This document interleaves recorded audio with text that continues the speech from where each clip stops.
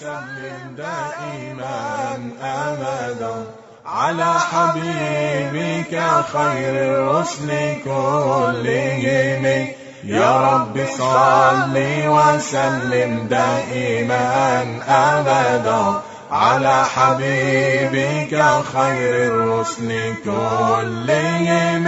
لا إله إلا الله لا إله إلا الله لا إله إلا الله لا إله إلا الله لا إله إلا الله يا ربي خذ بيدي لا إله إلا الله يا ربي خذ بيدي.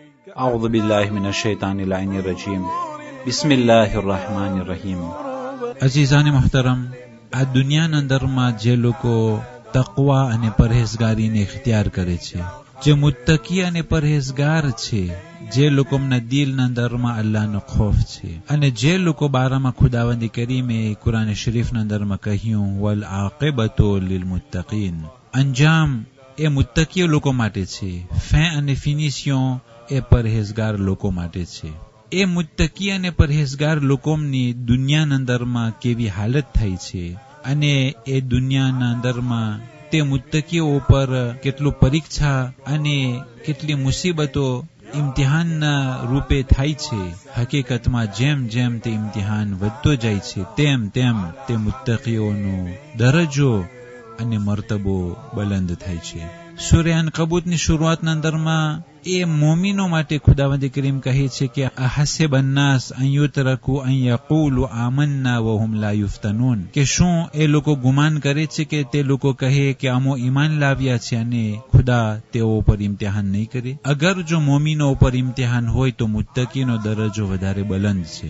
અને અગર જો આ દુનિયાના અંદરમાં જે ઇમ્તિહાન અને પરીક્ષા અને મુસીબતો માસૂમો ઉપર પડ્યું, અગર જો કોઈ શખ્સ ઉપર એનાથી થોડા પ્રમાણમાં તે ઇમ્તિહાન આવે તો હકીકતમાં તેને ખુશ થવું જોઈએ કે જે માસૂમો ઉપર પડતું હતું એટલી મુસીબત તો કોઈ સહન ના કરી શકે, પણ એનાથી ઓછી મુસીબતો જેના ઉપર પડે હકીકતમાં તેઓને ખુશ થવું જોઈએ. અને દુનિયાના અંદરમાં તે મુત્તકીઓ ઉપર એ ઝાલિમો, એ મુનાફિકો તહોમતો રાખતા હોય છે. કુરાન શરીફના અંદરમાં મુનાફિકોની સિફાત બારામાં એ આયતો નાઝિલ થઈ, યઅમુરૂન બિલ મુનકર વ યનહાઉના અનિલ મારૂફ. એ મુનાફિક લોકો મુનકર અને ખરાબીનો હુકમ આપે છે અને સારી વસ્તુ તરફ તેઓ રોકે છે. યાની કે કઈ સારી વસ્તુ હોય એ સારી વસ્તુને રોકવા માટે તે મુનાફિકો કોશિશો કરતા હોય છે.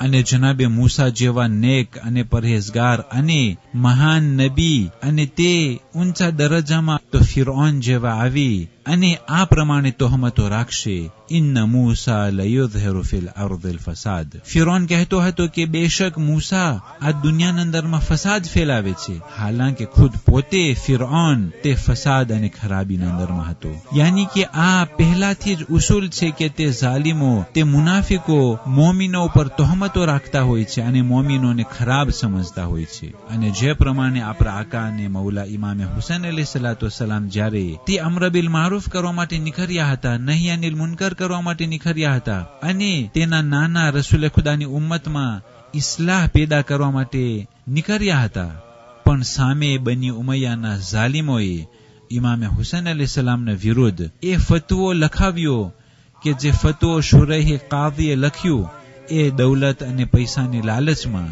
તે ફતવાના અંદરમાં આ પ્રમાણે લખેલું હતું, ખરજલ હુસૈન મિન હદ્દિહી ફલયુક્તલુ બિસૈફી જદ્દિહી. હુસૈન તેના હદથી નીકળી ગયા છે તો તેના નાના રસૂલ ખુદાની તલવારથી તેને કતલ કરવામાં આવે.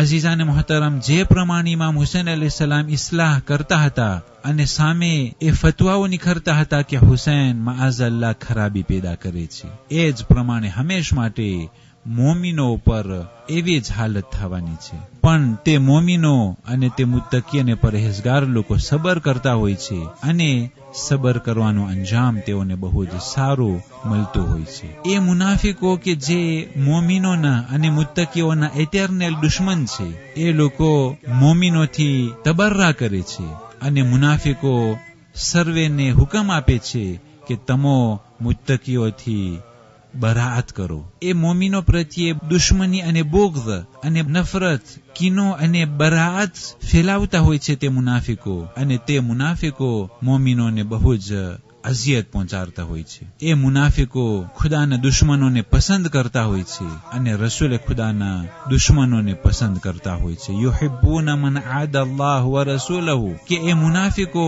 એવા લોકોને પસંદ કરે છે જે લોકો અલ્લાહના દુશ્મન છે અને રસૂલે ખુદા તથા સર્વે માસૂમોના દુશ્મનો પ્રત્યે તે મુનાફિકો દોસ્તી બાંધે છે અને તે ઝાલિમોને પસંદ કરે છે.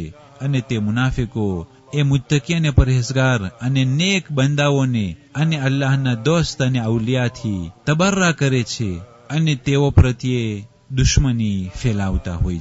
فصول حتف لهم أدهى من الوخام المصدر البيض حمرا بعدما وردت من العدا كل مسود من الإمام والكاتبين بسمر الخط ما تركت أقلامهم حرف جسم غير منعجم شاك السلاح لهم سيما تميزهم والورد يمتاز بالسيما عن السلام تهدي إليك رياح النصر نشرهم فتحسب الزهر في الأكمام كل كمي. لا إله إلا الله لا إله إلا الله لا إله إلا الله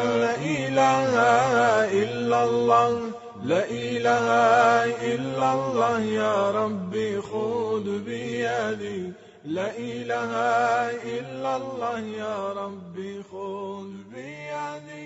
3 માહે શવ્વાલ આજની તારીખોમાં મુતવક્કિલે અબ્બાસી હલાક થયો. એ મુતવક્કિલે અબ્બાસ કે જે બહુ જ ઘણા જુલમ કર્યા છે અને તે જુલમોમાંથી એક જુલમ ઇમામ હુસૈન અલૈહિસ્સલામના હરમને બરબાદ કરવાનું તે પ્લાન કર્યો હતો અને કરબલાએ મુકદ્દસા ઇમામ હુસૈન અલૈહિસ્સલામના કત્લગાહ ઉપર તેને વાવેતર કરવું હતું, પણ તે નકામ થયું. આ મુતવક્કિલ તેના ફરજંદ મુન્તસિરના હાથથી હલાક થયો કે જે 247 હિજરી સનમાં તે જહન્નમ વાસિલ થયો છે. મૌલાએ કાયનાત અલી ઇબ્ન અબી તાલિબ અલૈહિસ્સલાતુ વસ્સલામ ફરમાવ્યું હતું, અને આ ઇમામતની એક આ નઝર હતી અને રેવેલાસ્યો હતો.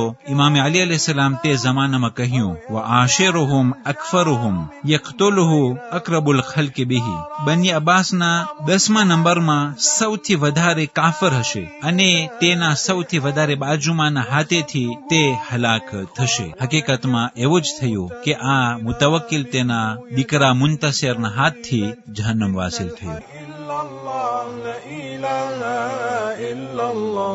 لا إله إلا الله لا إله إلا الله لا إله إلا الله يا ربي خذ بيدي لا إله إلا الله يا ربي خذ بيدي. والسلام عليكم ورحمة الله وبركاته.